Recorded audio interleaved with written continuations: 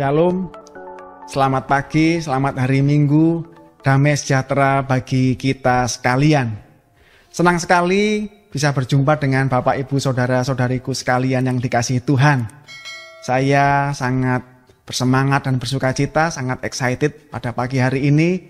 Saya berharap kita semua dalam keadaan yang baik, sehat dan sejahtera, dan tentunya dalam penyertaan dan pemeliharaan Tuhan kita Yesus Kristus. Amin. Bapak Ibu Saudaraku yang dikasihi Tuhan Yesus, judul khotbah saya pada pagi hari ini adalah yang lemah lembut, yang dikdaya. Tema ini diambil dari salah satu ayat pada khotbah Tuhan Yesus di bukit. Melalui khotbah di bukit, Tuhan Yesus sebenarnya tidak hanya mengajarkan sesuatu yang indah atau sesuatu yang berbeda dari yang biasa. Tetapi sesungguhnya yang sedang dia lakukan adalah menjungkir balikkan semua yang kita anggap lazim, semua yang kita anggap wajar, dan semua yang kita anggap normal. Coba kita pikirkan apa yang dikatakan Tuhan Yesus. Siapa yang disebut orang yang berbahagia? Yang pertama dikatakan di dalam khotbahnya di bukit adalah mereka yang miskin, mereka yang papa, dan mereka yang jelata. Bahasa Yunaninya hoi, petokoi. Sementara terpampang jelas keadaan mereka di depan kita. Betapa menyedihkan, betapa nestapa, serta betapa ibanya nasib mereka. Yang kedua, menurut Tuhan Yesus yang berbahagia di dalam khotbahnya di bukit adalah mereka yang berduka cita. Ya, mereka yang remuk hatinya, mereka yang menderita baik karena diri sendiri maupun karena kemalangan yang dibuat oleh orang lain. Bahasa Yunaninya hoi pentontes. Coba bayangkan akal sehat siapa dan logika mana yang mampu membayangkan, apalagi memahami kebahagiaan orang-orang yang seperti ini. Astaga naga, amit-amit jabang bayi kalau orang Jawa bilang. Dan yang ketiga yang akan kita pelajari bersama-sama hari ini di dalam khotbah Tuhan Yesus di bukit terambil dari Matius 5 ayat yang kelima. Berbahagialah orang yang lemah lembut, karena mereka akan memiliki bumi. Saudaraku yang dikasihi Tuhan, lebih aneh lagi hubungan sebab akibat dari kalimat ini. Siapa sih yang tidak suka dengan kelemah lembutan? Wah, semuanya pasti menyukai. Artinya kelemah lembutan memang menimbulkan simpati. Tetapi tunggu dulu, kalau untuk memiliki bumi, jangankan untuk memiliki bumi, borok-borok untuk menguasai bumi, untuk meraih apapun, menguasai dan memiliki apapun yang kita inginkan, mana mungkin cukup bermodalkan kelemah lembutan. Suka atau tidak suka, pengalaman kita hari-hari ini mengajarkan kepada kita bahwa sukses cuma mungkin dicapai dengan kemauan keras. Kerja keras bahkan kalau perlu dengan kekuatan dan kekerasan. Bukan hanya kerja otak, tetapi juga kerja otot. Bukan hanya kerja cerdas, tapi juga kerja keras. Semangat yang menggumpal, namun juga tangan yang terkepal.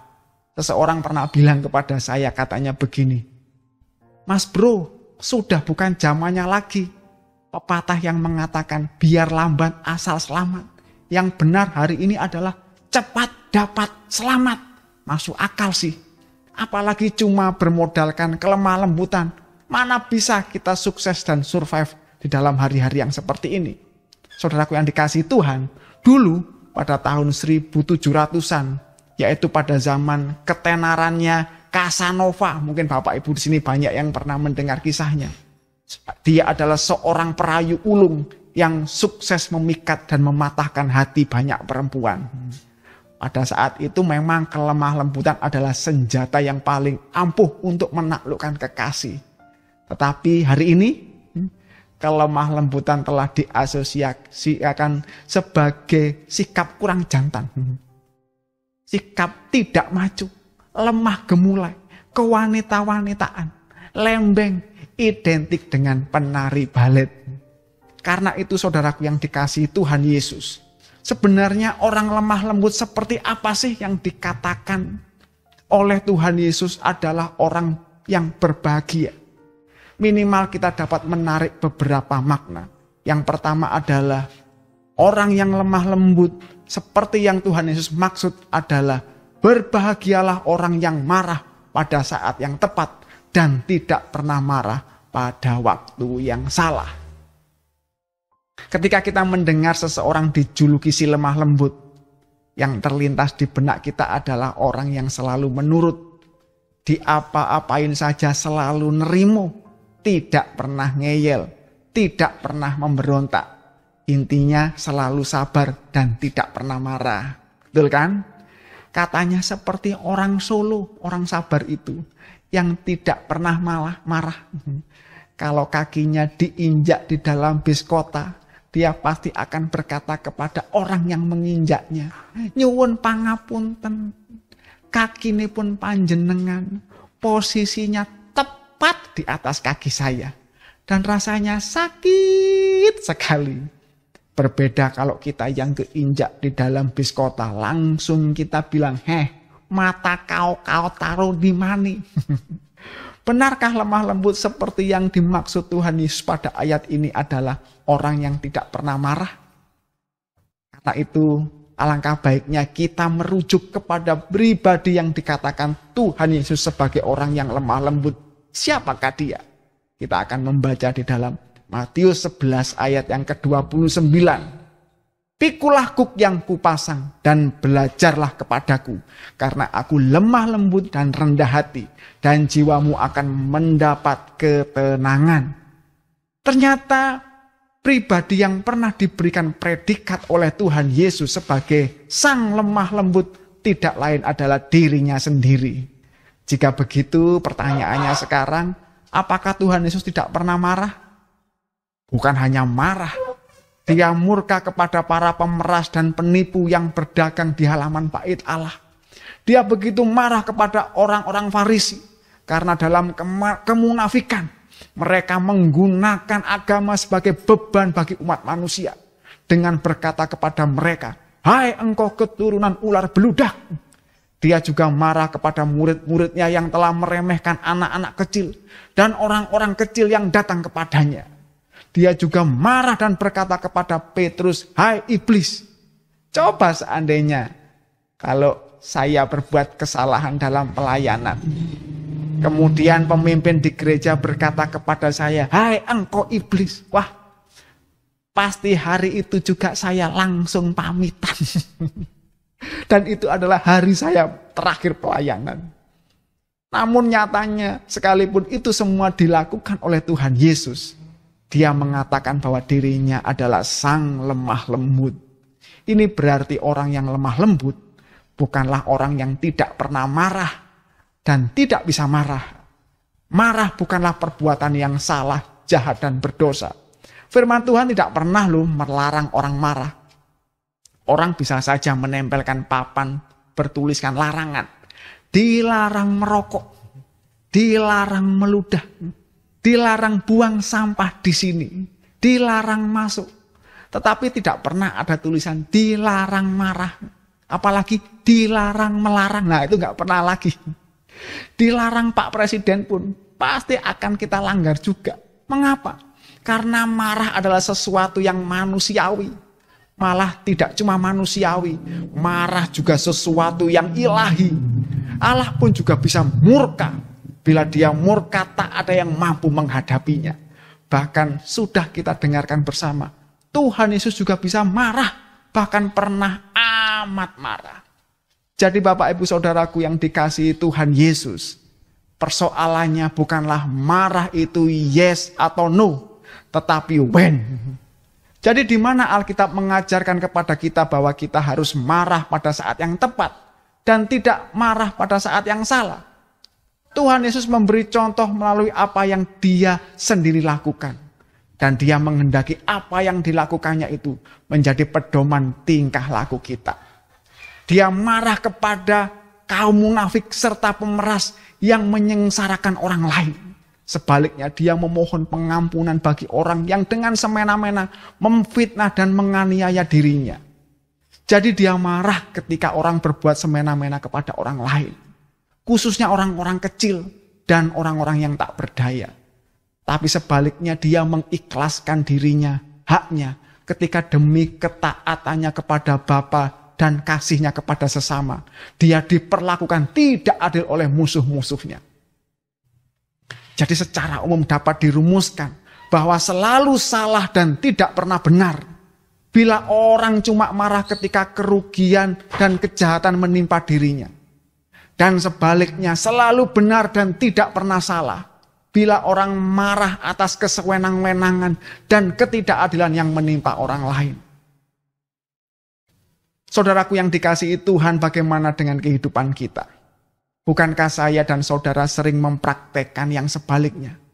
Yaitu baru sakit dan marah-marah ketika diri kita tersakiti. Namun tidak sedikit pun peduli walaupun yang jauh lebih parah menimpa orang lain. Ada sebuah cerita nenek-nenek yang sudah tua dan jumpu dan tertatih-tatih jalannya menaiki sebuah bis kota. Kondisi bis tersebut sangat penuh dan semua kursi tidak ada yang kosong.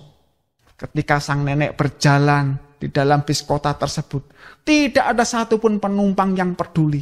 Tidak ada satupun penumpang yang mau memberikan tempat duduknya bagi sang nenek yang sedang tertatih-tatih ini.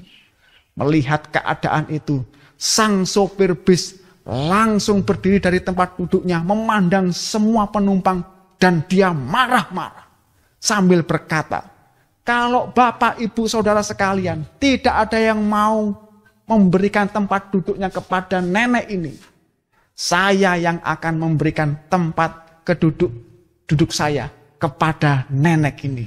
Kemudian sang sopir langsung memanggil sang nenek dan menempatkan sang nenek di kursinya, yaitu di kursi sang sopir. Dan kemudian dengan sabar sang sopir mulai mengajarkan kepada sang nenek cara mengendarai bis kota. Dengan gemetar sang nenek mulai memegang kendali bis kota, meraih dengan kakinya pedal gas dan pedal rem, meraih dengan tangannya kendali persneling. Melihat hal itu, seluruh penumpang langsung berdiri dan ketakutan. Dan berkata, Nek, sini tempat duduk saya saja. Baru setelah itu mereka peduli. Pedulinya mereka pun sebenarnya juga untuk kepentingan diri sendiri. Kenapa? Karena takut tidak sampai rumahnya masing-masing. Jadi saudaraku yang dikasihi Tuhan Yesus, bukankah kisah ini sangat relevan dalam kehidupan kita? Sebagai orang-orang yang katanya murid Tuhan, yang katanya gereja Tuhan.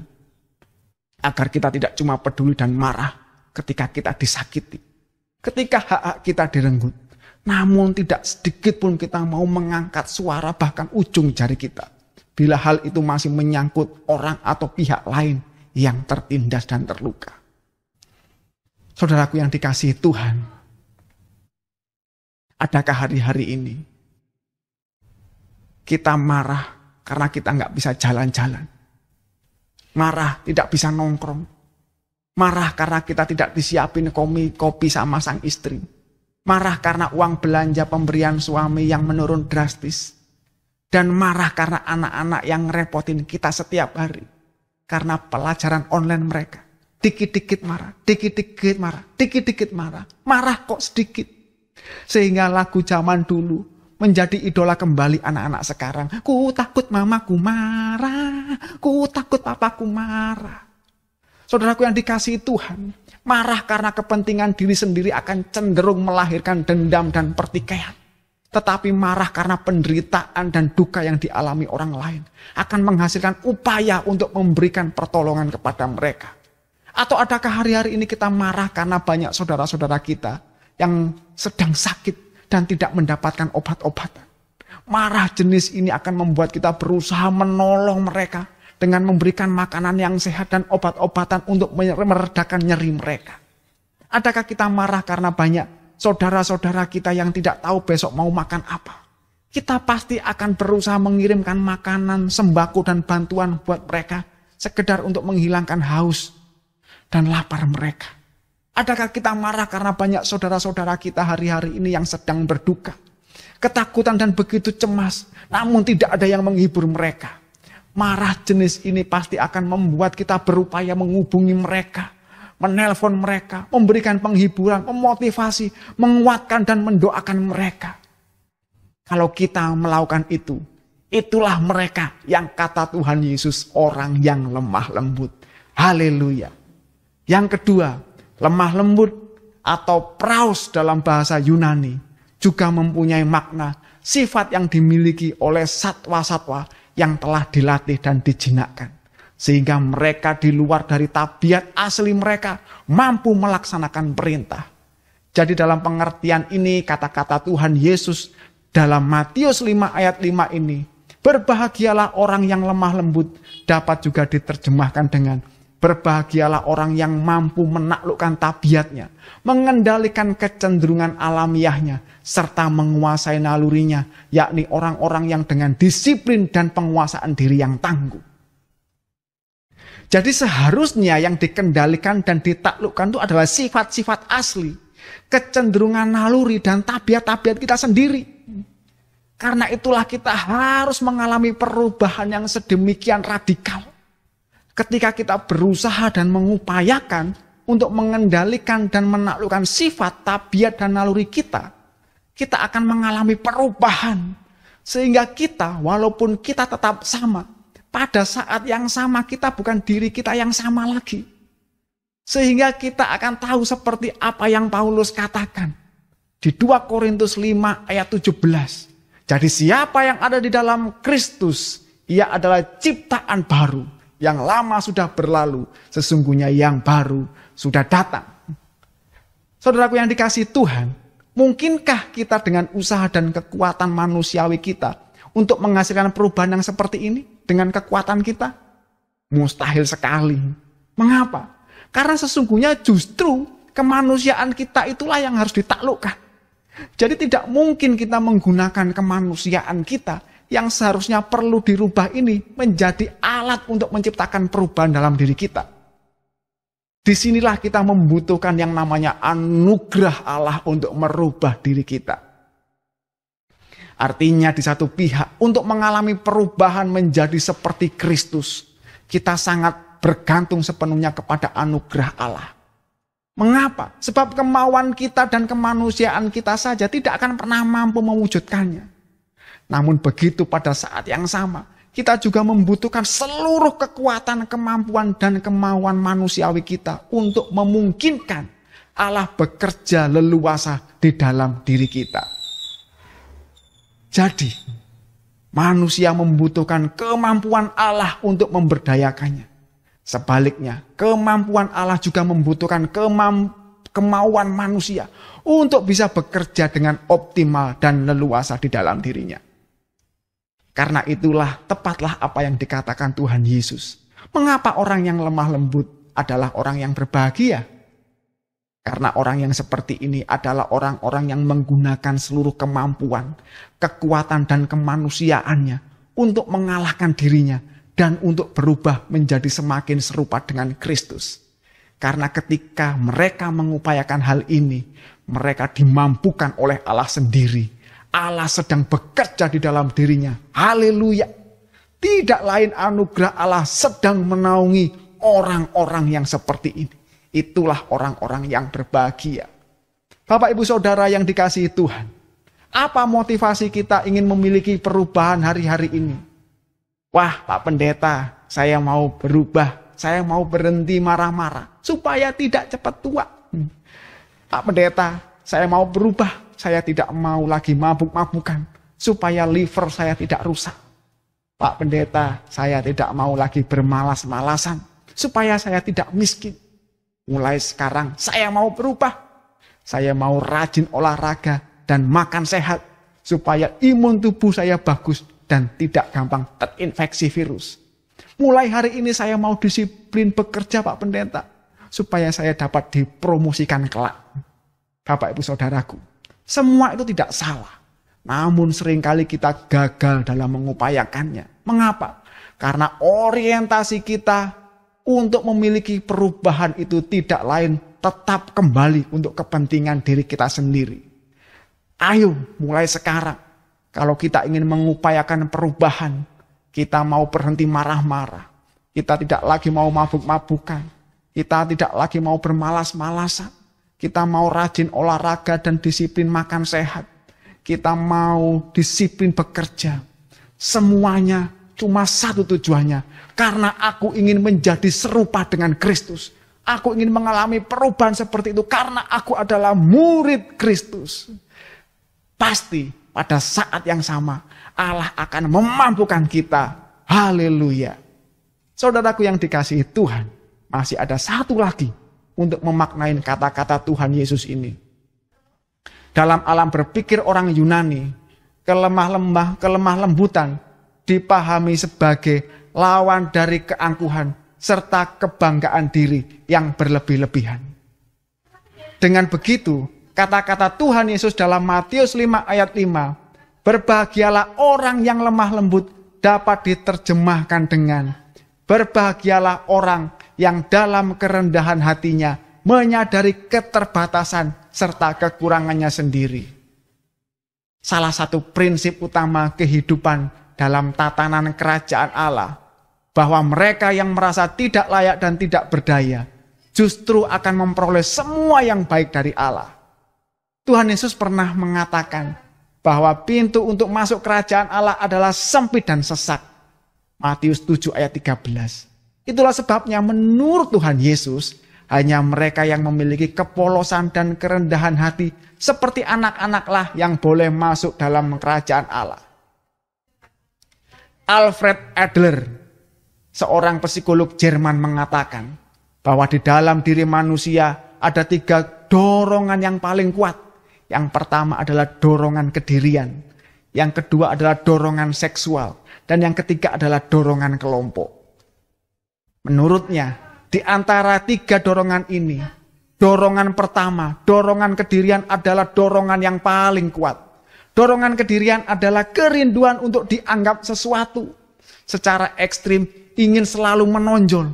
Ingin menjadi pemegang peran utama dalam setiap kesempatan. Ingin menjadi yang terbesar.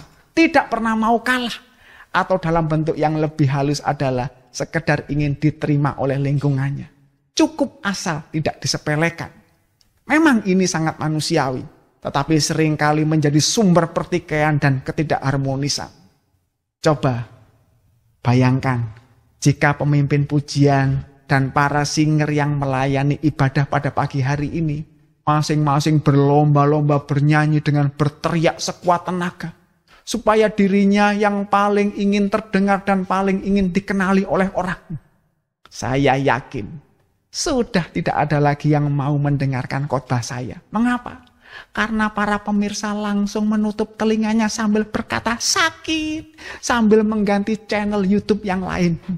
Bayangkan pula juga jika sebuah susunan kepengurusan di mana anggotanya berganti-gantian ngambek karena merasa kurang dianggap. Wah, bisa bubar lama-lama organisasi tersebut. Bahkan dari kanak-kanak pun kita sudah mempunyai naluri ini. Ingin menjadi yang paling besar. Ingin dapat yang paling besar. Saya masih teringat ketika masih SD, kalau bertengkar dan berantem sama teman-teman yang lain, selalu jelek-jelekin dan saling mengolok nama bapaknya. Pasti bapak-bapak, ibu-ibu juga pernah mengalami hal ini. Mengapa? Karena pada awalnya ketika kumpul selalu berlomba-lomba dan tidak mau kalah untuk menonjol-nonjolkan bapaknya siapa yang paling hebat. Sampai terlalu ekstrim. Anak yang pertama berkata, kamu tahu nggak kenapa ada Jawa Tengah?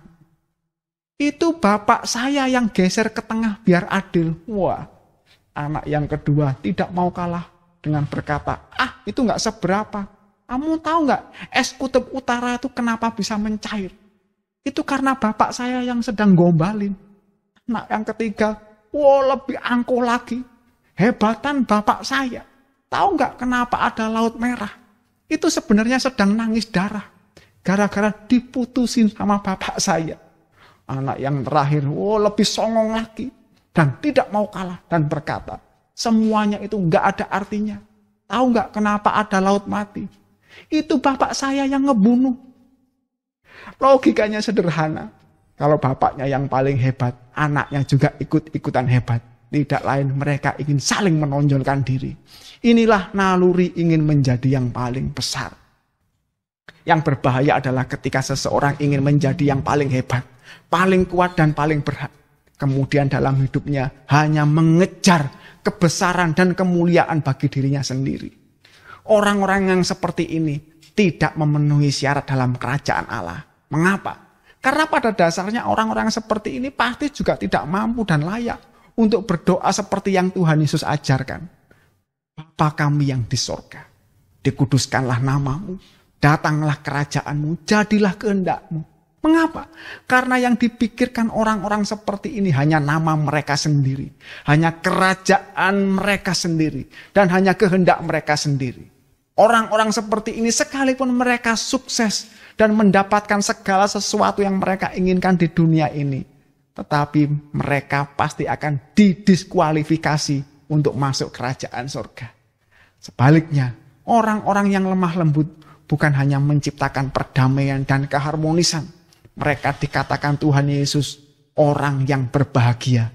Lebih lagi merekalah yang memiliki bumi. Kok bisa? Ya, karena orang yang lemah lembut seperti yang sudah kita dengarkan adalah orang-orang yang rendah hati, yang menyadari kekecilan dan menyadari keterbatasannya. Tatkala orang menyadari bahwa dirinya bukan siapa-siapa, bahwa dirinya amat rendah dan amat kecil, lemah dan tak berdaya, maka di titik inilah dia akan sungguh-sungguh membutuhkan Allah. Dia akan sungguh-sungguh bergantung kepada Allah.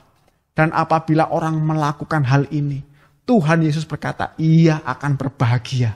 Karena Allah lah yang akan menjadi sumber segala sesuatu dalam hidupnya. Kebanggaannya adalah Tuhan.